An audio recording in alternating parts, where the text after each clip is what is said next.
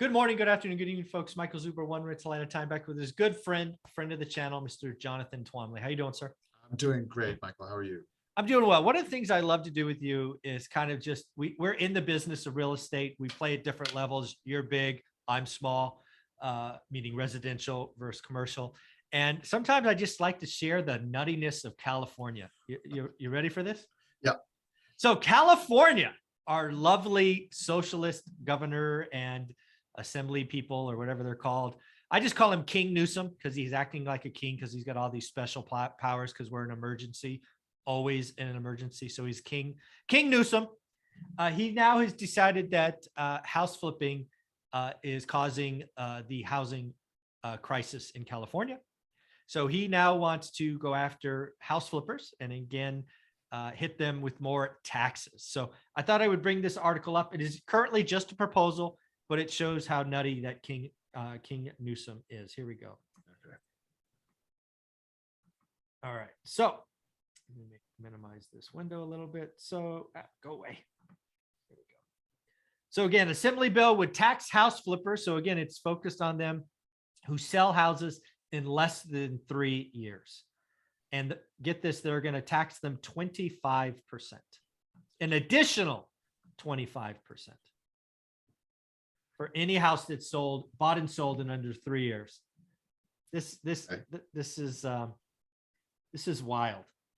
Wait, so okay, so my first question is, how do they propose to distinguish people who flip a house in 3 years from someone who buys a house and then has to sell it for some reason? So I'm sure that they have it. This is just a proposal. They're just trying to get everybody fired up because housing is so unaffordable. I'm sure it's going to be multiple sales, multiple transactions. Right. Yeah. I mean, well, look, so, I mean, one thing I do want to point out is, you know, maybe this doesn't really apply to house flippers that much, but when the Trump tax reform went through, one of the things that was changed was the carried interest treatment.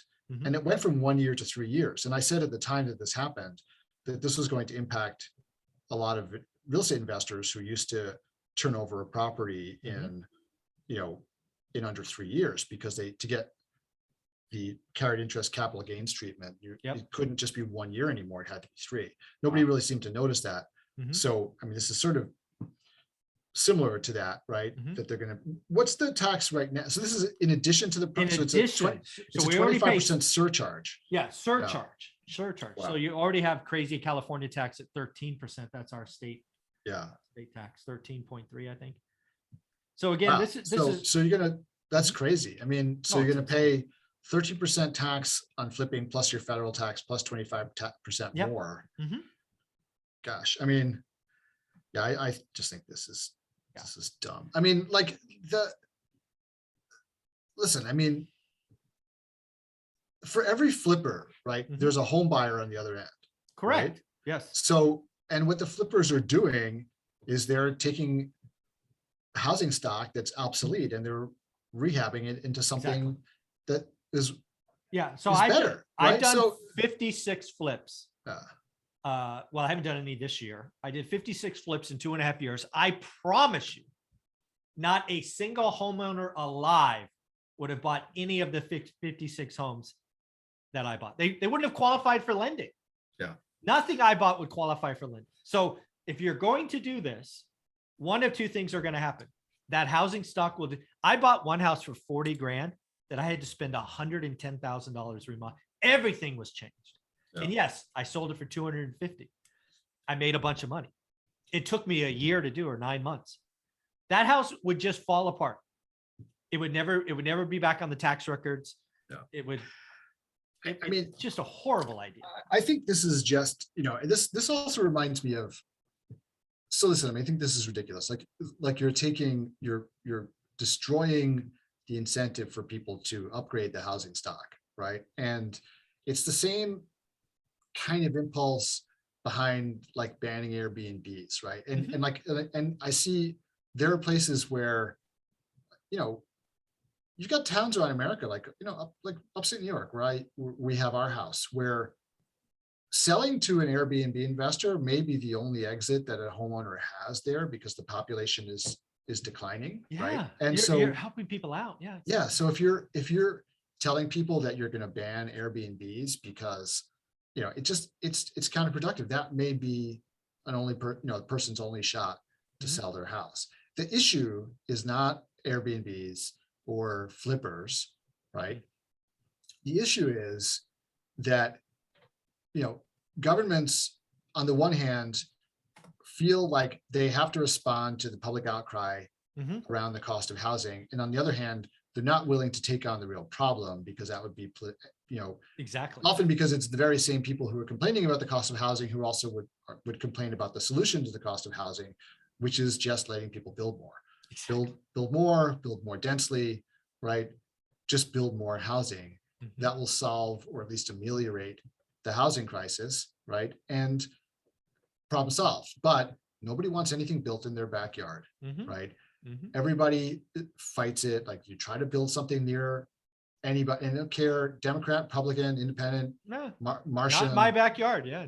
from Atlantis. Like, it doesn't matter where they're from. They don't want it built near them because they just don't like it, right? Yeah. And uh, that's why we have a housing crisis. Exactly. It's a supply problem. Yeah. All The of these government- people talking Yeah. about this, it's a supply problem. And again, this is not how you fix it. You don't tax the people that are upgrading housing stock. Right. Again, I want to say the 56 properties I flipped, and yes, I made a bunch of money. Zero of them would have been bought by a first-time home buyer, but all of them were at the end. And not only that, but if you're talking about the prices that you're talking about, right? Like 140 in, 250 out, Mhm. like a $250,000 house in California is still like an affordable house. It's, That is a it's starter below home. the median. My Yeah. median is Yeah. 385. Right. It It's is. a, I'm it's a producing. starter. It's a starter Exactly. home. It's a starter home, right? And you're actually creating more homes, right? More, Absolutely. I'm 'cause taking obs- something unlivable, Right, 'cause unlivable because obsolescence, right, destroys part of the housing supply, out right? every year. And this is part of the housing stock is constantly being aged out. And if people are not given the incentive to rehab it, to fix it up, it's just as bad as not constructing new property, right? At least you're maintaining the existing number of units. I would say it's worse because you're losing the first-time homeowner. Yeah. And this is why, as I have discovered, it's something I didn't realize, right, is that even in some of these rural markets around the country where the population is declining, they still have a housing crisis. Exactly. Right? How crazy is that? It's crazy because the housing stock is lowering the housing stock is becoming obsolete faster than the population is declining. And on top of it, and you were talking about the supply issue, not just a supply issue, the federal, so as at the same time that state and local governments are restricting the amount of housing that's available, the federal government is juicing the demand for it by lowering interest rates all the time, right? Yeah, just wait for first-time home buyer programs, wait for the 40-year mortgage. Yeah, it's a supply problem. Demand and supply is undefeated. It is Yeah. not a supply problem. So if you, and I've said this before, I mean, the places around the country that are kind of like everyone's looking at as though this is like some kind of nirvana of cheap housing. Mhm. Basically what they have there is cheap land, right? Exactly. Like they have cheap land that hasn't been built on. Yeah. Like Maybe, someplace and like- also zoning that's not as rigid. But even in it, the zoning follows Correct. the building, right? Correct. So this is the way that this plays out, and this is how it's played out everywhere. In the early stages, this happened in New York. It happened in California. The places that people point at as being like the horrible places to invest. This happened. It's going to happen in Texas too. Just maybe you and I won't be alive when it does, but just telling you what's coming, right? People started, they wanted to buy, they lived in the cities, people moved to the suburbs, right? So whatever it is, you have people moving to an area, right? They want to live there. Developers buy farmland, right? It's unzoned. You can build whatever you want on it, right? On farmland. Yeah, they buy farmland. You can do whatever you want. They build it, right? Then what happens? Well, that gets filled up. They buy the next farm and they buy the next farm until you get to the point where you're too far to commute and it stops. Yep. What happens to all that stuff that gets built? Well, every single person who buys that single family, Cape Cod, house wants to make sure that that neighborhood stays exactly the way it is, or the builders even built in deed restrictions to Right. make sure that you can't change it, right? Yep. Because that's part of like their selling. marketing, their selling point. Like it'll always be like this forever. Right. You're stopping the clock in this part of the world, right? And so, and then they're stuck, and you're stuck with that for generations, right? So you have a place like Texas, it has like it's a huge state, there's vast amounts of, open land. There's land everywhere, yeah. But California was once like that. California is also a huge state. And then what happened? The population exploded, right? It did. Right. So Texas, you're seeing it already, right? Mhm. The cities are zoning. All those places that had no zoning, now that people live there, what do people want? They want to make sure that it will never change from what they bought into, right? So you are just going to have the same problem there. It's just behind by several decades, right? Yeah. So correct. So, so now's the opportunity, right? Get in there while you can. But the thing is, when you talk about that concept of like, people want to buy property where there's barriers to entry, right? They want to buy infill. Like there's a lot of people who buy, this is all they do. They want to buy, they want to buy in a place like California or New York, precisely because the housing supply is locked in, and with that dynamic of rising demand and stagnant supply, they know it's going to go up, right? So that's kind of like, now you can get in early on that in places like Texas, but the same thing is going to happen. It's just, you're going to wind up with this, unless like as a country, we make a different decision, which is that we value, basically the pre-World War II idea of there being a free market in housing, right? Yeah. Like that, with no zoning, as the city gets more dense, you go vertical, right? Yeah. And like Manhattan, think about Manhattan. There will never be another Manhattan, right? Because it can't happen, right? You can't have that dynamic of like starting out with farms and then single family houses and then row houses and then small apartment buildings and then giant apartment buildings, because the zoning, because it'll be locked in like 1 acre lots for the rest of human history, unless we have the political will to like address this issue, right? So, which I don't think we will. So. Yes, I want to kind of close this out with what I would do. Again, it's just a proposal. Knowing King Newsom, this is going to happen. But let's just take the 56 homes that I bought, upgraded, turned into quality below median. I actually went, because I knew I was going to talk about this today. I would have gone back and I probably still would have bought 45 or 46 of them. I just would have kept them. I just would have made them rentals. Yeah. Right. I would have put the debt structure in place. I had the capital to do the deals. So again, of the 56, I still buy 46. They just don't go to first time home buyers. Yeah. They say rentals, or at least for 3 years, right? At least for 3 years. And well, once they're a rental for me, they're going to be a rental until it's unaffordable. And then I'll 1031 into apartments. So again, this doesn't fix the problem. Yeah. It is a supply problem, not a demand problem. Yeah. It is a problem. Politicians have to do something, right? The pressure is on them to do something. People elect them, and they want to point at somebody else and not themselves. Right. And so they, well, also, frankly, they don't want to point the finger back at the voters either, because that's not like every time you turn around. Generally not a good idea. Yeah. Every time you turn around to the voters and say, actually, this is your, like you created this problem. Yeah. Right. That's not a good way to get reelected. So they don't do it. Right. So they point the finger at the bad guys, the landlords or whatever it is instead. Right. So.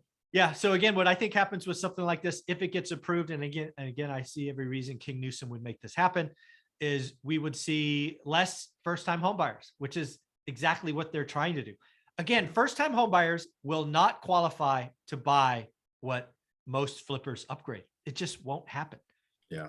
And you also, you want to be wary of creating a dynamic, like say, for instance, rent control in New York City, right, has created a dynamic where you can't build anything that has affordable rents because you don't want to get trapped into the rent control regime. So you only build luxury, right? Exactly. Yep. And also the costs are so high anyway that you only build luxury, right? And that's kind of a problem around the country actually with high construction costs. Is the additional cost to build luxury is not like just the cost benefit of like going luxury, because you could so much more profit, right? And so because of the cost of it. And Yep. if you're going to raise the costs of flipping, then probably what will happen is you'll wind up with people upgrading to an even higher standard, right? And the houses will become more expensive because they got to make up the taxes that they're losing, Yeah. right? And they can do that with a higher price, even though they're going to pay a little percentage-wise more tax. Yeah. They're going to be They'll just making make it up. 75 cents. They'll make 75 cents on the dollar by going more expensive, right? Exactly. And offset that so that their after-tax dollar profit is the same. And they do that Yeah. by upgrading to a higher standard and making it less affordable. All right? that's going to happen is affordable housing is going to go down. You're going to have some housing stock just go to zero because you can't save it. You're going to have other housing stock upgraded and become rentals. Doesn't fix the problem. And then to your point, the last one is some people upgrade and take it right to the top. Yeah. And you are going to do nothing except hurt first-time home buyers with this. But again, King Newsom likes to be king, so I suspect this will happen. Jonathan, where can people find you? So one place to go is the multifamily investment community on Facebook, where we can continue to talk about these issues online. You can also, if you would like to learn how to actually buy apartment buildings the right way, you can go to multifamilylaunchpad.org/join, and you can see how to join my program. And the last thing is, if you would like to invest with me, we do have deals ongoing. And if you were an accredited investor, of course, and you can Google my company, Two Bridges Asset Management, and then just Google us. That's the easiest way to find us. Very and cool. fill out the investor form. Do yourself a favor, folks. Do all three of those things. Figure out how to buy apartments. It's a great thing. Look at his deals if you're an accredited investor, and you have to be in his Facebook group. It's something I go to almost every day. So thanks, Jonathan. Cool. Thanks, Michael.